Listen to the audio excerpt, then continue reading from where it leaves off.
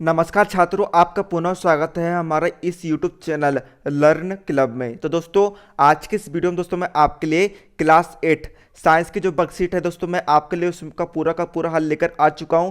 इसे दोस्तों आप लिखकर दोस्तों 50 में से 50 अंक प्राप्त कर सकते हैं। तो दोस्तों इसके लिए दोस्तों आपको वीडियो को शुरू से लेकर अंत तक जरूर देखना होगा और आपको दोस्तों स्क्रीनशॉट लेते जाना है और अपनी कॉपी में लिखते जाना है, या फिर दोस्तों आप वीडियो को पॉज कर करके इस आंसर को अपने कॉपी में लिख सकते हैं। चलिए दोस्तों, हम वीडियो को बिना किसी देरी के शुरू करते हैं। तो देखिए दोस्तों, यहाँ पर आपको खंड आ में प्रश्न 1 दिया गया है। ठीक है, यहाँ पर दोस्तों आपको एक चित्र दिया गया है। तो दोस्तों इसका प्रश्न है दोस्तों, चित्र में दर्शाया गया है कृषि औजार को देखकर निम्न प्रश्नों के उत्तर दीजिए, है ना। तो दोस्तों इसका पहला प्रश्न है दोस्तों, उपरोक्त कृषि कृषि औजार किस कार्य में उपयोगी है ना।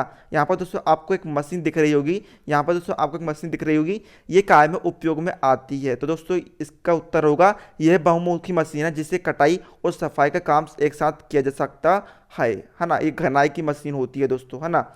अब देखिए दोस्तों, इसका दूसरा क्वेश्चन है, कृषि कार्य में उपयोगी कोई दो अन्य यंत्रों के नाम लिखिए, है ना। इस यंत्र के अतिरिक्त दोस्तों आपको कोई दो अन्य यंत्रों के नाम लिखना है। तो दोस्तों पहला यंत्र है ट्रैक्टर, दूसरा मशीन है दोस्तों हार्वेस्टर मशीन। कुछ इस प्रकार से दोस्तों आपको इसे हल करना है।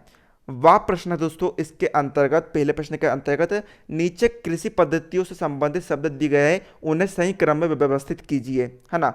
कटाई, बुआई, बीज बोना, खाद देना, जुताई और हल चलाना, सिंचाई, खरपतवारों को निकालना, है ना। तो दोस्तों आपको उन्हें सही क्रम में व्यवस्थित करना है। अर्थात दोस्तों सबसे पहले हम किसका उपयोग करते हैं, सबसे पहले क्या किया जाता है उसको लिखना है, फिर उसके बाद में दोस्तों क्या किया जाता है उसको लिखना है हमें, है ना।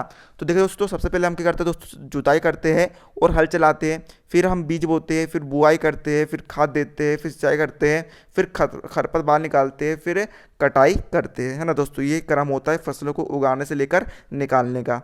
अब देखिए दोस्तों यहाँ पर ठीक है, दूसरा क्वेश्चन है दोस्तों, निम्न प्रश्न को उत्तर दीजिए। यहाँ पर दोस्तों आपको नीचे निम्न प्रश्न दिए गए हैं, इनके दोस्तों आपको उत्तर देना है। आप इसका सोच लेते जाइए दोस्तों। यदि आपको क्वालिटी समझ में नहीं आ रही दोस्तों, तो आप वीडियो क्वालिटी को दोस्तों तो 360 पिक्सल से ऊपर कर सकते हैं, तभी दोस्तों आपको वीडियो को क्वालिटी और अच्छी क्वालिटी दोस्तों आपको अच्छे से दिखाई देगी, है ना। देखिए दोस्तों पहला क्वेश्चन है इसके अंतर्गत, गूंथा आटा और तली पूरी को 1 या 2 दिन खुले में छोड़ देने पर दोनों में क्या परिवर्तन होगा, होने वाले परिवर्तन का उचित कारण लिखिए, है ना। जो आप गूंथा आटा और तली पूरी होती है उसे दोस्तों यदि हम बासी कर दें, है ना, यदि 1-2 दिन खुले में छोड़ दें दोस्तों, उसमें क्या परिवर्तन होगा हमें इस बारे में बताना है। तो देखिए दोस्तों इसका उत्तर हम लिखते हैं, गूंथा आटा 2 दिन बाद आकार में पहले से बड़ा होगा, क्योंकि दोस्तों वह फूल जाता है ना, हवा को अवशोषित कर लेता है ना। क्योंकि खमीर बैक्टीरिया की वृद्धि से के कारण ये CO2 छोड़ता है ना, कार्बन डाइऑक्साइड छोड़ता है जो आटा है, गूंथा आटा।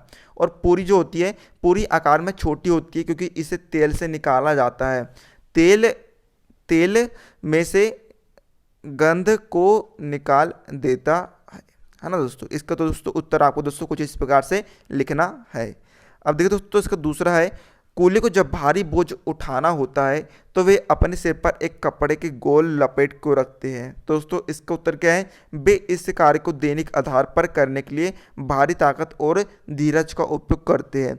उनके सिर पर कपड़े का गोल टुकड़ा उस क्षेत्र को बढ़ाता है जिस पर बल कार्य करेगा, इसलिए क्षेत्र में वृद्धि दबाव को कम करती है और इससे कूली को भारी भार को आसानी से ले जाने में मदद करती है। एक प्रकार से दोस्तों इससे दोस्तों उनके सिर को जो है आराम मिलता है। ज़्यादा जो भार करते हैं ना दोस्तों, तो उनको उतना वजन नहीं लग पाता दोस्तों, इसलिए वे कपड़े को गोल लपेट कर रख लेते हैं, है ना। तीसरा क्वेश्चन है दोस्तों, 2 कागज के कप लेकर 10 से 15 मीटर की डोरी से जोड़िए, चित्रानुसार दूर खड़े होकर शांति से बात कीजिए, आपको कैसे सुनाई देता है अपने अनुभव लिखिए, है ना। आपको दोस्तों 2 कप ले लेना है ना, और दोस्तों उसे 10 से 15 मिनट की दूरी पर खड़े को दोस्तों एक दूसरे से बात करना। तो दोस्तों आपको बताना दोस्तों कि आपको कैसे सुनाई देगा। तो दोस्तों इसका उत्तर क्या होगा, आवाज़ बहुत कम सुनाई देती है परंतु कंपन सुनाई देती है ना। एक प्रकार से दोस्तों हमें बेस बहुत आता है लेकिन दोस्तों साउंड नहीं आता है, ऐसा लगता है जैसे फ़ोन में बात हो रही है ना दोस्तों, ऐसे ही लगता है, कुछ इस प्रकार का लगता है हमें, है ना। आपने दोस्तों मिस्टर इंडियन हैकर को देखा हुआ दोस्तों, उन्होंने दोस्तों कुछ इस प्रकार का एक्सपेरिमेंट करा था।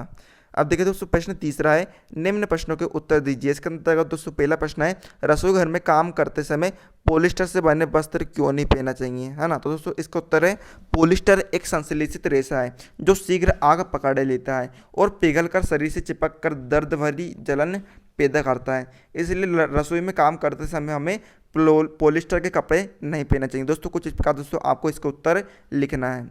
अब चलिए दोस्तों हमारा सेकंड क्वेश्चन है, क्या कारण है कि आग बुझाने वाले कर्मचारियों के परिधानों पर आग नहीं लगती है। परिधान यानी दोस्तों कपड़े, है ना। आपको बताना दोस्तों कि क्या कारण है कि दोस्तों जो आग बुझाने वाले कर्मचारी होते हैं उनके कपड़े पर आग नहीं लगती। दोस्तों इसका उत्तर है, आग बुझाने वाले कर्मचारियों को परिधान हो या फिर कपड़ों पर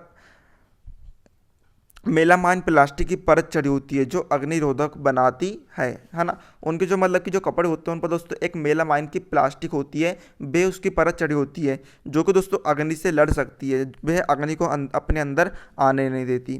प्रश्न चौथा का दोस्तों पहला प्रश्न है, मान लीजिए दुर्घटना बस साबुन के पानी से भरी बाल्टी संगमरमर के किसी फर्श पर उलट जाए, इस गोले फर्श आपके लिए चलना आसान होगा या कठिन। अपने उत्तर का कारण बताइए, है ना। यहाँ पर दोस्तों आपको उत्तर भी लिखना है और उसका दोस्तों आपको कारण भी बताना है। तो देखिए दोस्तों उसका उत्तर लिखेंगे हम, कारण, साबुन के पानी में चलना मुश्किल हो जाएगा क्योंकि गीला फर्श एक चिकनी सतह के रूप में कार्य करता है और इसमें कोई अनियमितता नहीं होती है और साबुन की प्रकृति भी बहुत चिकनी होती है।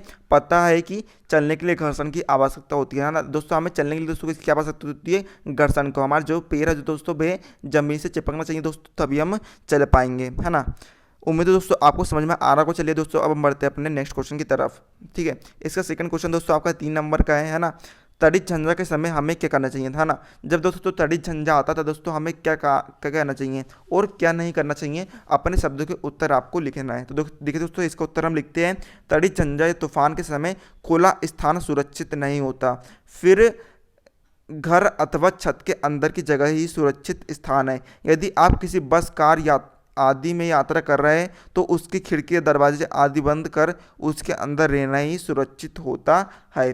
प्रश्न 5वां है दोस्तों, खाना पकाने हेतु कोयले का उपयोग एक ईंधन के रूप में वर्षों से किया जा रहा है। क्या आप बता सकते हैं कि कोयला कहाँ से प्राप्त होता है और कोयला बनता कैसे है। साथ ही बताइए कि हमें कोयले का उपयोग कब करना चाहिए, है ना। तो दोस्तों इसका उत्तर है, कोयला 300 मिलियन साल पहले, 300 मिलियन साल पहले अर्थात दोस्तों 30 करोड़ साल पहले पृथ्वी निचले आर्द्र भूमि क्षेत्रों में, है ना, घने जंगलों था। प्राकृतिक प्रक्रिया के कारण बाढ़ की तरह इन जंगलों मिट्टी के नीचे दब गया। अधिक मिट्टी उन पर जमा के रूप में वे संकुचित थे, वे गहरे डूब गया। तापमान भी बढ़ गई। उच्च दबाव और उच्च तापमान के तहत मृत पौधों धीरे धीरे कोयला में बदल गया। कोयला मुख्य रूप से कार्बन होता है। कोयला ईंधन के रूप में प्रयोग किया जाता है। कोयला पर्यावरण को नुकसान पहुंचाता है। यह जलवायु परिवर्तन के लिए एक प्रमुख उत्तरदायी कारण है क्योंकि यह कार्बन डाइऑक्साइड के उत्पादन का सबसे बड़ा मानव जनित स्रोत है। इस कारण दोस्तों हमें कोयला का उपयोग भी कम से कम करना चाहिए क्योंकि दोस्तों ये एक प्रमुख होता है ना, बहुत कीमती होता है। प्रश्न 6वां है दोस्तों, मान लीजिए कि आपके हाथ में पानी से भरी हुई एक बाल्टी लटकी हुई है।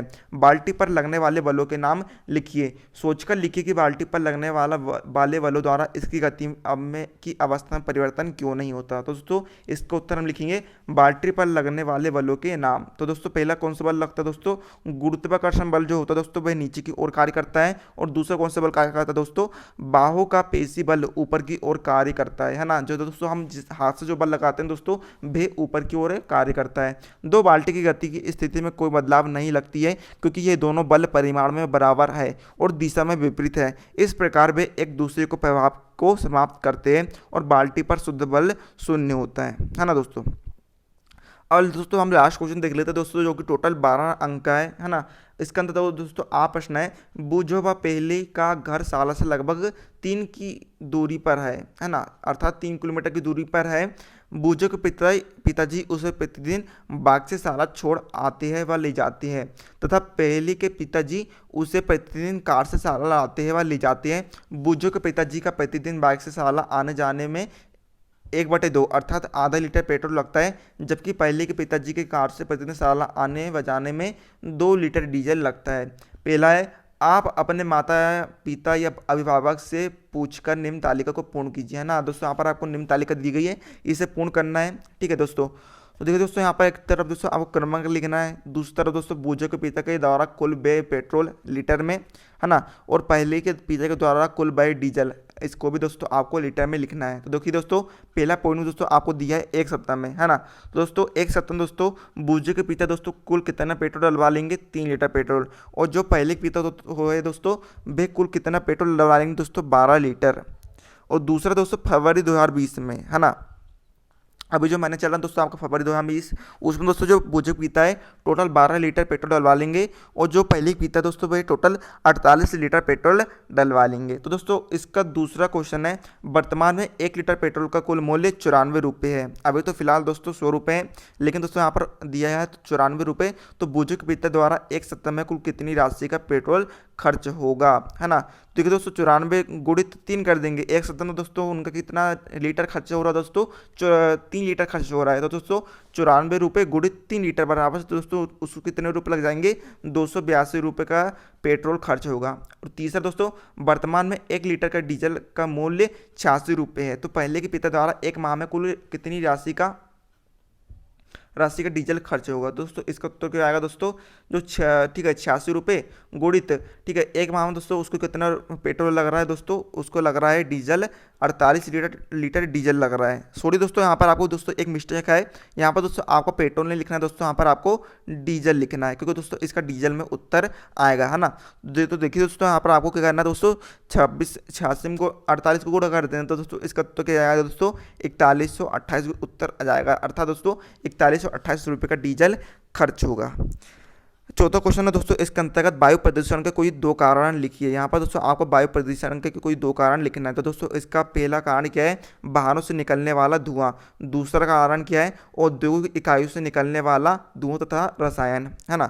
अब देखिए दोस्तों यहाँ पर पांचवा में दोस्तों आपको ऊर्जा के नवीकरणीय स्रोतों का नाम लिखना है। तो दोस्तों पहला नवीकरणीय स्रोत है सौर्य ऊर्जा, दूसरा है जलीय ऊर्जा, तीसरा है पवन ऊर्जा, चौथा है नाभिकीय ऊर्जा, पांचवा है जैव ऊर्जा, छठवा है हाइड्रोजन ऊर्जा, और कुछ होंगे दोस्तों, है ना। बस दोस्तों आपको इतना लिख देना है ना। अब देखिए दोस्तों बात प्रश्न है, अपने आसपास के 10 विद्यार्थियों की आयु एवं उनकी लंबाई का पता लगाइए। विद्यार्थियों की आयु एवं लंबाई के मध्य ग्राफ खींचिए, है ना। यहाँ पर दोस्तों आपके आसपास और उसमें दोस्तों आपको 10 विद्यार्थियों की उनकी आयु और उनकी लंबाई का पता लगाना है, और उनके बीच दोस्तों आपको एक ग्राफ खींचना है ना दोस्तों। तो दोस्तों इस प्रकार दोस्तों हम उत्तर करेंगे, ठीक है। यहाँ पर दोस्तों आप अपने हिसाब से दोस्तों नाम लिख सकते हैं, आप अपने हिसाब से दोस्तों यहाँ पर आयु भी लिख सकते हैं, और यहाँ पर दोस्तों आप अपने हिसाब से दोस्तों इंच भी लिख सकते हैं, है ना। और दोस्तों यहाँ पर आपको अपने, ठीक है, थोड़ा दिमाग लगा दोस्तों आपको यहाँ पर ग्राफ खींच देना है। दोस्तों आप यही वाला ग्राफ भी खींच सकते हैं। तो दोस्तों उम्मीद है दोस्तों आपको, ठीक है, मैंने दोस्तों आपको पूरा सोल्यूशन बता दिया हूँ, जिसकी मदद से दोस्तों आप परीक्षा में 50 में से 50 अंक प्राप्त कर सकते हैं। तो दोस्तों मिलते हैं अगले वीडियो में, तब तक के लिए जय हिंद जय भारत।